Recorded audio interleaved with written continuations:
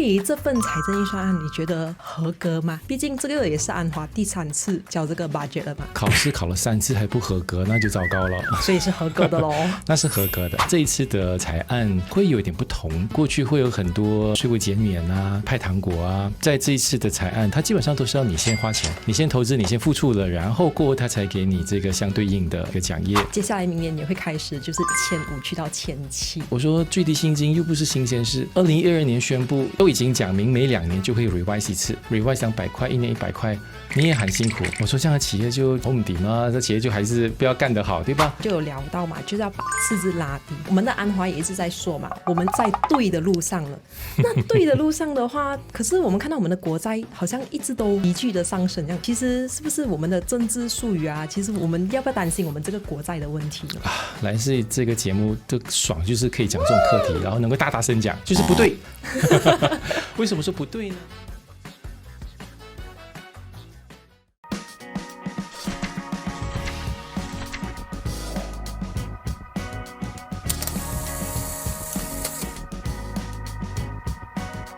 嗨，你好，我是丽珍。你现在所收听与收看的是由 BFN 财经所制作的自由时事。我们今天呢又是财政预算案的特辑。上一集呢是关于税务篇嘛，那这集我们就会聊一聊经济篇。经济篇呢，自然间我们就会联想到谁呢？就是我们的黄锦荣博士。所以我们今天就非常荣幸邀请到我们拉曼大学经济学教授黄锦荣博士来一起跟我们探讨哦，这个财政预算到底对我们马来西亚的经济有何影响？当然是第一题就要问博士嘛，就是对于这份财政预算案，你觉得到底是合格吗？对于未来的经济走势也好，或者是以过往，毕竟这个也是安华第3次交这个 budget 了嘛，所以你觉得是对他来说是合格的吗？考试考了3次还不合格，那就糟糕了。所以是合格的咯。那是合格的。当然可能我觉得这一次的这个财案跟我们过去几年熟悉的财案会有点不同。不同点是什么呢？可能过去会有很多税务减免啊，就是很多就是派糖果啊，那很多可能包括对甚至对企业它也有很多一些的，不管是税务减免或者是一些什么奖业的，都是比较属于无条件的。当然现在你在这一次的财案，就是2025年的财案，你不太会看到这些，所以政府可能甚至给予企业的所有这种奖业啊，不管是这个 low cost low interest funding 也好，或者是 matching grant 什么都好，它基本上都是要你先花钱，你先投资，你先付出了，然后过后它才给你这个相对应的这个奖业，然后也包括说像甚至说很多个人的这种税务回扣当然也是，虽然说很多有一些税务的回扣的这个 scope 是扩大了，然后可能那个顶额增加了，但 again 它就是要你先花钱，然后呢才给你这样子的一种税务回扣嘛，所以这一次它很多的感觉就是我觉得可能觉得无感，就是没有什么特别惊喜的原因就在于就是没有什么特别好看头。那你觉得这次的那个财政预算是算是改革的预算案吗？我可能这样子来看这个财案，也希望说我们的这个观众朋友用这样子的角度来看这个财案，因为财案其实就是一种资源的分配嘛，它基本上就是从你身上抽了这个税，然后再用在别的人的身上或者别的项目上，所以我们所谓的说的正统一点，那就是资源的再运用。既然是这样子呢，那你就知道说，首先第一个一定会有人得有人失，所以有人高兴有人愁。这是第一点，它永远争议就很大的。然后第二个点就是说，你既然是资源在挪用，那你挪用的目的是什么？所以一般上的目的一，那是比如说经济不好的时候，你需要振兴经济就是过去我们在几年的疫情的时期的时候，所以那时候你就看到很多所谓的派钱、派糖果之类无条件的，因为那你要振兴经济嘛。但现在经济那个势头那么好，经济增长又是全球就是数1数2的，所以你肯定是要打消这样子这个念头，对吧？所以也不只是2025接着下来好几年的财案大概也是属于这样子的一个情形，所以它用来振兴经济的目的已经没了。好了，我们去看第二个目的是什么？第二个目的就是因为财案它其实就是每一年针对我们那种5年或者10年期的这种长期的经济规划每一年所做的这个相对应的这个拨款嘛，所以为什么我们可能常会说，你看那一年的这个财案，它应该要跟什么报告放在一起来解读。所以这一次可能那个报告更多是什么？就是说新工业大蓝图，我们的这个国家能源转型路线图，我们的国家这个 National Semiconductor Strategy， 这个国家半导体战略这样子的一种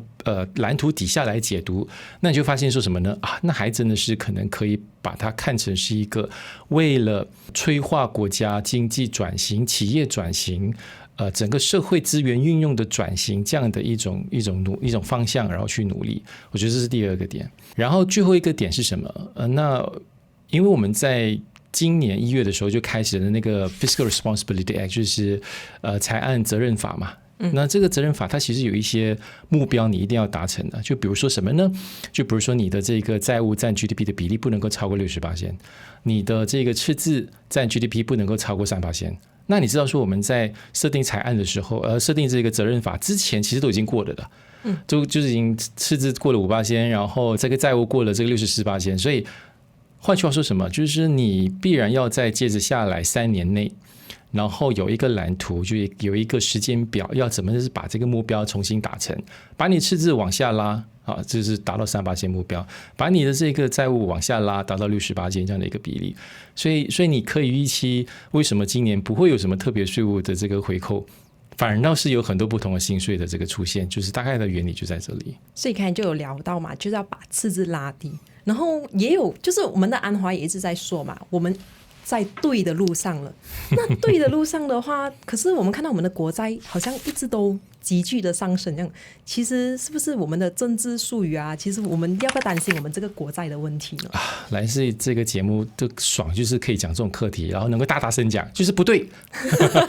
为什么说不对呢？就是我们半年下来，当然我没有财政部的任何特别数据，那你纯粹就看国家银行它所公布的这个关于我们的这个财政状况的这个数据，首6个月头半年，我们的这个赤字在责任法推行以后，不仅没有减少，反而增加了。我们的这个债务占 GDP 比例不止没有减少，反而也提高了，从64左右大概到 65.5 左右这样的一个比例。所以这个就是你当然就可以觉得说，怎么我们明明本来就是要在往这个路上，然后为什么在过去半年反而尤其是在行政开销花得特别凶？那个时候不正是我们就是取消这个柴油津贴的时候吗？为什么这个行政开销不减反增？你甚至再看回这2025年这个财案，有一个我就觉得匪夷所思的是什么？好，你想象一下那个逻辑哈，就是当你觉得说我们现在要推行这个经济改革，那自然而然的，你在关于这种推动经济转型、社会转型、经济改革的这些拨款，就是我们所谓的发展的拨款。那by right 它应该要增加的嘛，但其实反而是那个数额减少了。去年这个还有这个90亿的，今年是900亿的，然后今年少了40亿，只有860亿，所以它不增反减。反倒是什么呢？当我们在谈说，我们因为这个财政的这个状况这个我们需要 consolidate 我们的这个 fiscal position， 所以要干嘛呢？就是我们要这个所谓的 rationalize， 你要这个津贴合理化。就为了改善我们的这个行政开销的问题，但是 again， 你看一下我们哪怕你已经推了这个柴油津贴，哪怕明年你要推 RON 95津贴，但是依然整体的这个行政开销不减反增，而且增的幅度很大。我们整体的这整体的总开销就4210亿嘛，就增长了大概6% 左右，但是纯粹是行政开销那一块涨了超过10%，所以这个就是说，你怎么在这种拨款的这个比例上，你在这个整体的赤字跟这个债务的这个表现上，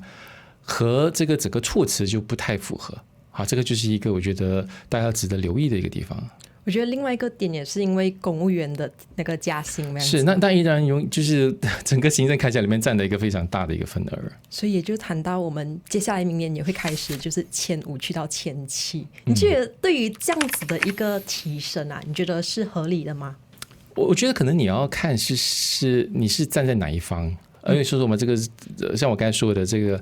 反正财政政策它就是资源的在分配，就有人喜有人愁，所以愁的是谁？当然你会听到很多就老板们就会觉得说啊，那个不公平，好苦哦。因为这一趟它不仅只是一个1500到1700，它还包括是什么呢？就是说有可能。因为在财案的这个 speech 里面公布里面就是说，这个外籍的这个劳工员工他也必须要缴这个 EPF 嘛，但到底是纯粹他就是雇员那一方缴，还是雇主也要缴，暂时还不清楚。但如果雇主要缴的话，那可就不是一个小数目。然后还有包括 multi-tier levy。这个 foreign workers 聘用这个外劳的这个数目费用就会按照你的这个数量有不同的这个等级的这个花费，所以诸如此类的这个企业就是说困难啊辛苦啊。但是如果你从员工的角度来看，或者说你如果不是既得利益者，你就觉得说我说2年，首先第一个我说最低薪金又不是新鲜事，2012年宣布延迟2年，2014年1月份开始推行900块，都已经讲明每2年就会 revise 一次。然后从一个1500到1700 2年 revise 200块，1年100块，你也很辛苦。我说这样的企业就说好唔掂啊，这企业就还是就是不要干得好，对吧？你知道，就是所以他会有这样子的一种想法，就是为什么企业连给一个1700块的这个最低薪金的都会觉得困难？那个其实就和我们的这整个企业的结构跟他面对的这个市场其实有很大关系的。所以他其实就回到去说，企业要如何转型跟改革这个事情非常重要。我再举2个例子，然后我们再继续聊啊。其实第一个例子就是说，为什么说这个企业的这个跟这个企业结构有关？因为我们比如说马来西亚不到3%的企业是有做出口的，总的大大小小的企业总体来说不到3%做出口的。换句话说什么？如果你撇除掉那一些 MNC 大公司。比较有规模的中型公司，那大部分他们基本上都会做出口，这些以外，换句话说什么，中型、小型、微型企业基本上都不做出口，而这些恰好就是我们企业主体的大部分，绝大部分就超过70%以上。如果不撇除这个中型，就撇除掉中型企业以外，就是70%以上的这个比例，而我们有2/3的员工就在这样的公司上班，所以你可想而知，企业市场那么小，企业的因为整个市场规模小嘛，所以它的整个的运作经营成本又很高，然后能够付的薪水又不好，因为产品卖的价钱又不高，所以这种情况下，它就一直会处于这样子的一种就 low income trap 这样子的一种情形，所以。那个结构怎么打破呢？所以就变成说，这个就涉及到这一次财案，包括接下来，包括过往的财案能不能够推动企业做转型，所谓的数码转型也好，或者是往海外进行这个出口都好。所以我觉得这个就是财案它本来应该就去到我第2个点，就是说，当我们在看，不是说我就是因为也不是雇员，也不是雇主嘛。那当然也不是属于1700块这样子一个范畴，所以应该怎么看这个问题？那我会觉得说，其实政府在推这个事情的时候，可以做得更好一点是什么？就比如说我们的政府会提说，我们现在是一个 mission approach。Mission based 的一个 governance， 就是说政府的这种拨款、这种运营都是有一个 mission 的。那能不能够说好，在接下来在做这个财案的公布的时候，我有 Mission One， 我要催化中小型企业转型，在这个 Mission 底下，我有一系列的这种不同的措施，包括提高这个最低薪金，包括这个 multi-tier levy 的 on foreign workers， 在这个至于这些都是苦嘛，然后你再接下来说。别怕，我们有甜头给你的，就是你要在转型的时候，同时候在这个 mission 底下，我们有这个就是低息贷款或者政府的这个配对奖业，让你能够去知道去哪儿申请，该申请什么，然后能够在这个过程当中适时的做这个转型，所以其实他才能够看到。这些不同的政策，它其实整体的目的是什么，而不会觉得说，你看又来搞到我们这个企业，就是又来加薪，然后搞我们企业难应云啊，就是我觉得这个是一个，如果我们就不看谁得益谁失利这样的情况下，而是看整个国家的经济所需的话，那我觉得这一点其实可以做得更好的。那我想问博士，像你对于给予外国人这个 EPF， 你认同吗？因为包括新加坡，其实他也是没有给外国人啊。其实我们在1991年以前是有的，但是当时候后来就取消掉了。那当然我就不同场合就有问说，就是是不是在说我们在走回头路，这是一个错误的这个选择。那我们应该怎么看这个课题？所以不是说你回看历史，当时候为什么91年过后要取消掉？当时候因为我们正好处于一个企业一个经济起飞的一个时候，所以1990年代就是进入我们所谓这个全球贸易跟金融自由化这个年代。然后当时候也是有点像类似现在就是企业，然后就是这种西方企业日企、韩企、台企，然后都要往外去的时候，所以当时候马来西亚就是要处在这样子的一个风口上吧，所以就好了，我们就把这外籍的员工的这个公积金给拿掉。目的是什么？那so that说你的这些劳力密集的这个企业愿意来马来西亚投资，所以他有这样子的一种考量。但是你知道它的恶果是什么吗？恶果就是说，我们明明在企业这个整个工业化过程当中，当你来到一个十字路口，你有2条路可以选择的。一个就像当年比如说韩国，像台湾，你发现你人口短缺的时候，你要么就做这个资本转型，就是技术转型，你要么就是继续做这个劳力密集的，但是你就吸纳更多的这个外籍员工，所以结果我们就走了一个比较方便的这一条路啊，就来到今天我们一直才会谈这种低工资什么低技术这样子的一种问题，什么缠绕我们这么多年，所以我们同样现在来到这样子的一个风口上，又再继续，所以我们要走哪一条路？比较苦一点的路，还是比较容易一点的路？因为我会知道说很多的这个企业朋友，尤其是做这个制造业的，然后我甚至也听过说，在我们比如说在采案之前有一些 consultation 的 session 嘛，然后我也出席过一些，所以你听到说这种很多在这种工会的这种负责人，他的这个提案是什么？就是你们这种政府都不懂得做生意的，不要来就是干扰我们，就是然后最好方式是什么？比如说要求不要阻止我们拿这个就是聘请这个外劳，没有节制的就是我们做生意的嘛，当然懂得我们当然懂得应该怎么做。所以就企业来说角度对吗？它是对的，但是你知道说就整个国家的经济的发展跟转型来说，它也不正确，所以这个时候往往就是一种取舍，政策取舍的问题了。就谈到这个嘛，因为我本身是新山人嘛，你知道其实新山很多人都是很愿意去新加坡打工，就算洗厕所都愿意，因为就是工钱高嘛。那我就觉得马来西亚大家不愿意去做这些 3D 的工作，是因为工钱低，然后又要去外面抛头露面。好像比方说新加坡最近也是开始在做试点工作，就是一个员工他就能够可能一起在安排4架8个那种清洁机这样子，道路扫叶子啊，扫垃圾这样子。可是你就感觉很酷啊，因为你就变成其实你就不是清道夫了，你就变成是在公司里面的 engineer， 因为你一个人在掌控这8台机器。在打 game 吗？感觉好像是感觉对他就是感觉好像打 game， 然后还用这种方式打怪兽叶子飘起来了，快去扫那条街，然后下条街那种这样的感觉。对，所以你会让人家觉得讲他好像变成你又可以给他高一点的薪水，因为你一个人可以做八份工这样子嘛。然后这也是另外一种转型，反而是马来西亚一直在采用的就是我们要请很多的外劳，这个我听到就很恐怖哦。我们一直在请的话，外劳越来越多，然后马来西亚的人又不愿意去做这些工，到最后会不会变成我们的经济结构上出现一些问题呢？我想当然可能有些行业它也不是像服务业，它也许还需要人手。它因为很多时候我们可能不太喜欢说冷冰冰的这种所谓的无人式的点餐方式，可能需要人手。但是你会发现说，当你去台湾的时候，他很多就是上了年纪退休的人来做啊。说马来西亚为什么不能够呢？比如说像新加坡同样也是这样的一个情况，对吧？这是第一点。然后第二点就是说，当我们现在谈，我记得我跟一个Intel 在马来西亚的退休的一个负责人，然后就聊过。我就问他说，聊起说，这个你对马来西亚的中小企业的看法是什么？他说，马来西亚的中小企业它有一个特征，就是说他们在管理上更多是 reactive， 而不是 proactive 的。所以 reactive 是什么？就是说，问题来了，政策来了，我才来解决，我才来应对。好了，应对完了，过了 OK，business as usual， 然后等下一波再来。就包括我们刚才谈的，像最低薪金这个问题，我说大佬又不是昨天才有的这个政策，我说10年前都已经有了，你现在才知道咩？你现在知道说每2年就会调一次吗？而且每一次调大概就是200块这样的一个幅度。所以如何要 be more proactive when it comes to management，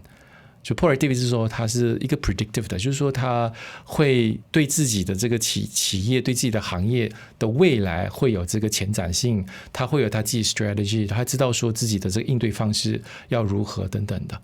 所以我觉得说这个是可能也是一个企业，它与其说每一年在出现这种财案有这种争议的，与其是这样的话，那我觉得说可能一个更好应对方式就是说 be more proactive。了解。那关于到政府嘛，就是一直有听到哇，比方说 Intel 进来啊 Tesla 进来是等等的企业都进来这样子嘛。其实这些投资真的是已经落地了吗？还是其实只是还有很远的距离这样子？我想这一两年大概就是说不管是 approved 或者是已经正式流入、正式投钱砸钱去的这种投资的，就所谓的资本的投入，其实确实是就是相呼应的。啊，它不是像我们一般以为常会觉得说，哎，就纯粹就是一个MOU， 然后到最后都不落地。好，这次可能在这种所谓外资的投资上，它是真正实实在在的这个落地。当然，因为它有它的这个国际的这个宏观环境的这个需要。好，那但我会觉得说，问题是什么？问题不仅在于我们这一次能不能够吸引到足够的这个外资。不是像 data center 够多吗？够多吧。我觉得这个你的这个整个的声音，包括说马来西亚就柔佛州，比如说特别是那可能就快要取代新加坡成为这个区域，然后已经取代了，对吧？就是能够吸纳这个 data center FDI 最多的一个地方。但问题是，如果你的这个 data center 的这个设立，它仅仅就是服务新加坡公司，因为新加坡现在因为电能需求问题嘛，所以它不能够符合，没关系啊，来柔佛，反正我就是各个对岸来服务我，这个结果没差。那你会发现说，马来西亚企业就不受惠啊，因为这种属于高端的这种产业，本来制造的这个工作量很少，对吧？就算是它是高薪工作，你知道说它其实得益的就是非常小群体的，甚至还包括说外国的这个技术人员，对吧？所以你以此类推，它这个受益的这个程度更小，然后它外溢的我们所谓的 spillover effect 就更低了。所以其实到就是说，我们要怎么样子把这一种外资的，不管是就管理上、就技术上，能够外溢到本地的这个企业，然后也让本地企业能够融入这整个的 global supply chain 里头。我觉得这个才是困难的这个地方。那个它其实困难在于说，你不仅要有政府的这个政策能够配合，虽然说我知道现在比如说 Matrix 是有的比如说还有其他一些政策，像你在看这次财案，它也有提到说一些拨款是如何让企业能够融进去这个国际的这个产业链里面、生产链里面。但同时候难的地方也要企业本身要有这样子的目的，要有这样子的宏图，你才能够造这样的大业。我觉得这个就是两个非常困难的地方，需要就是互相配合才可以完成。那不是说到互相配合嘛？其实我们的基础建设跟人才已经 ready for 这些就是 high value 的产业了吗？你从来不可能要 get ready 了，然后产业才来。什么叫 get ready 呢？先产出所有的这个相关的大学毕业生，产业才来吗？但大学毕业后我要吃饭，我不可能等你产业过来，所以他又不可能是在这样的情况底下，先有人才后有产业。它当然因此更快移动的，它往往永远都是产业，因为教育都是滞后的嘛，它的这个回应都是滞后的，所以产业进来了，然后市场有什么需求，那我们才能够说通过比如说产学合作的这个什么教育体系，尤其是在大专这个体系，才能够跟得上整个产业的这个转变。然后也包括说产业它可能尤其是一些比较冷门高端的一些产业，它甚至还能够跟大学合力开一门课，所以你会发现说在那门课毕业的学生，他基本上还没毕业基本上都已经找到工作了。像这样子这种产学合作你需要去推动，所以才能够这样子，就像跳 Tango 一样嘛，就是两个人就是的步伐要一致才可以，所以从来没有说应该要先要准备好人才才工作，或者是有工作才有人才。那博士看我们一直谈到的可能就是一些关于到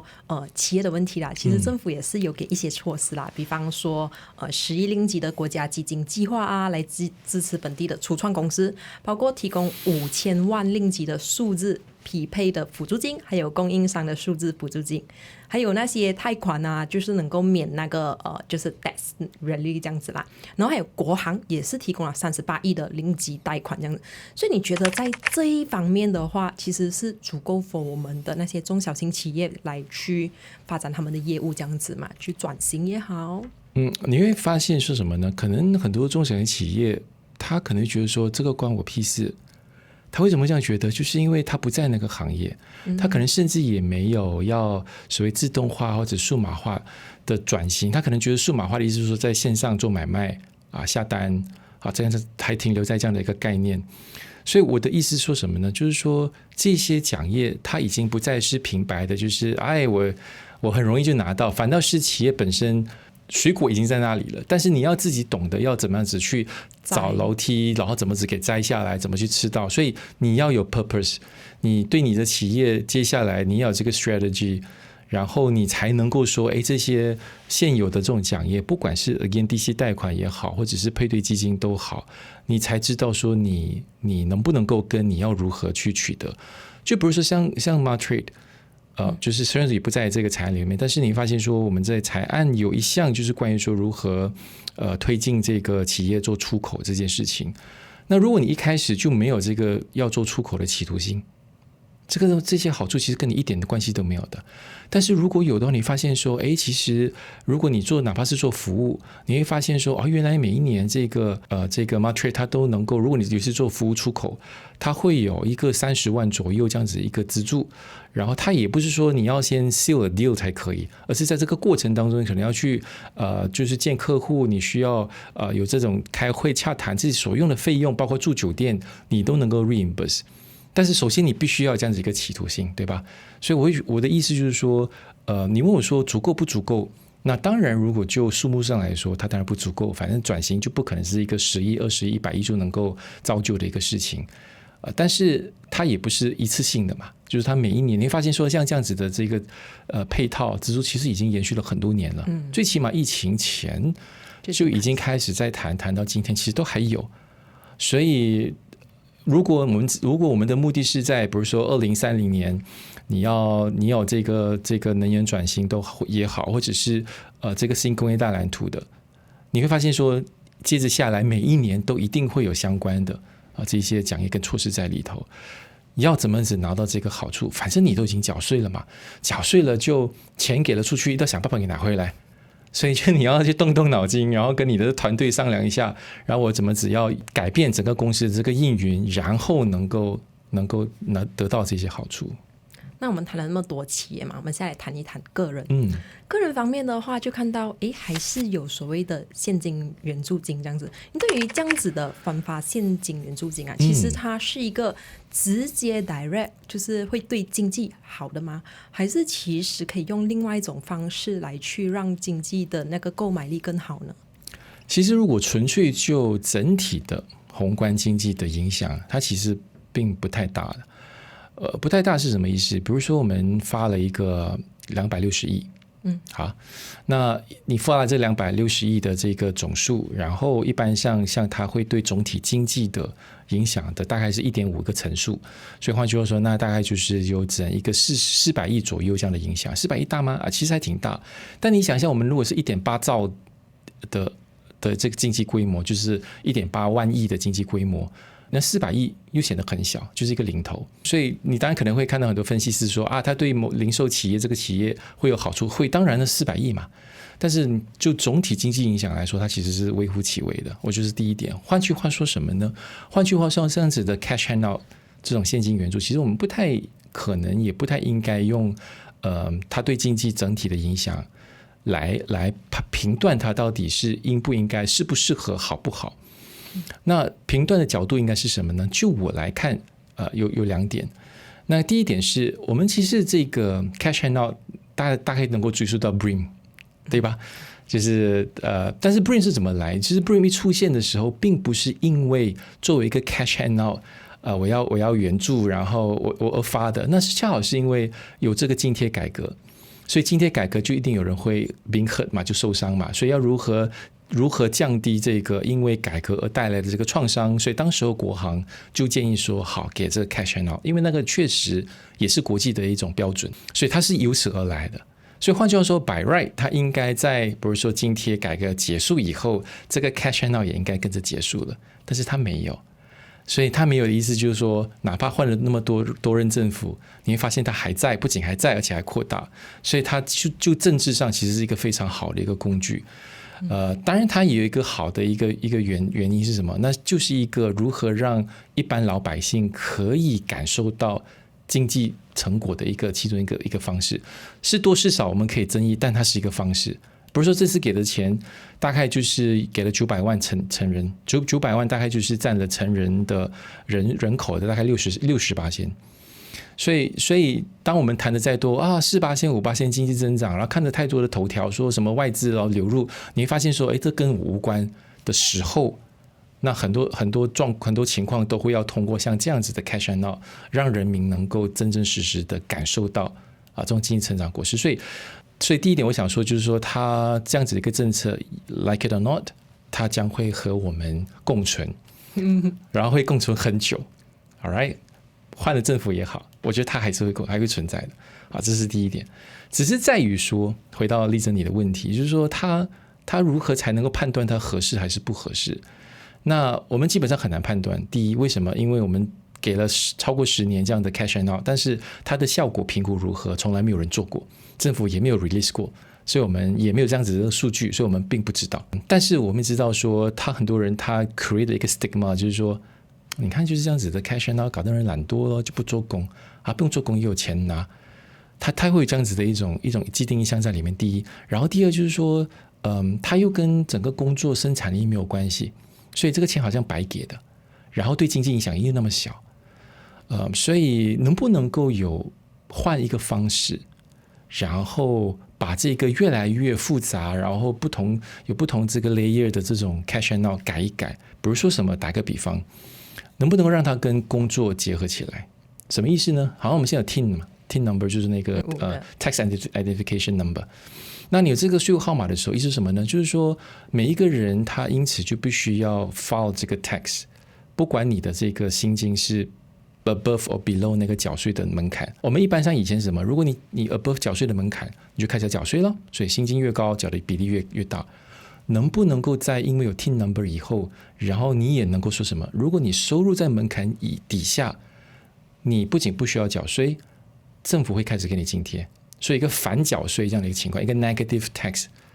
然后就是那个比例也是一样，薪水离这个门槛越低，你拿的越多。好，这样子做有什么好处呢？它听起来其实很简单的，但它好处是什么呢？第一个就是，首先它打破我们一般对于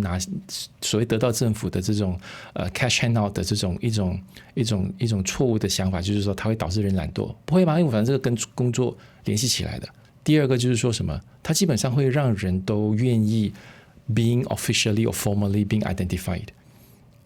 它的用意能够把那个我们所谓的影子经济能够缩到最小，因为如果你不 file 的话，你基本上你明知道你的薪水是 below threshold， 你不 file 你就拿不到这个好处的耶，所以你会主动的去 file 你的这个 tax， 做这个 tax filing， 所以它能够把影子经济的规模自然而然的因为这个激励因素缩得最小。第二，第三，我们就不会再有什么 T15、M40、B40 这样的一种分界法了。